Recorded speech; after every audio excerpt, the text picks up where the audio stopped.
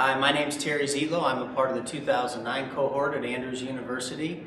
I defended my dissertation on March the 15th of 2013 entitled Factors Associated with Pastoral Preaching on Financially Related Topics Within the Missionary Church. Many people don't realize that the Bible says more about money and finances than any other single topic. However, talking about money is one of the biggest challenges that pastors face within their profession. Most previous study done on this particular topic has been done within large mainline denominations.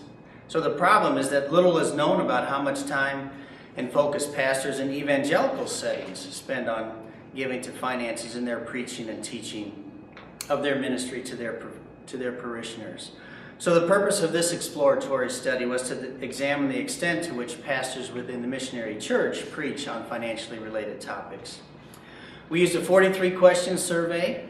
It was available in both English and Spanish, and outside of the 14 demographic questions, all the questions were Likert type scale with the exception of 3 yes-no questions.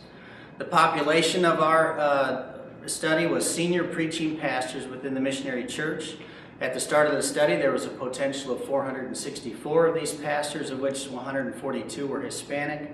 We had a total of 315 participate, so we had a participation rate of 68%. 64% were white, 24% were Hispanic.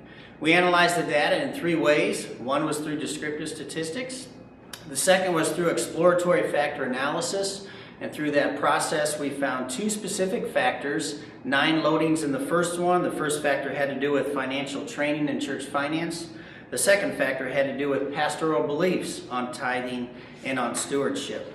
And then we took the demographic statistics, the exploratory factor analysis, factor 1 and factor 2, and we used binary logistic regression and looked at 3 cases.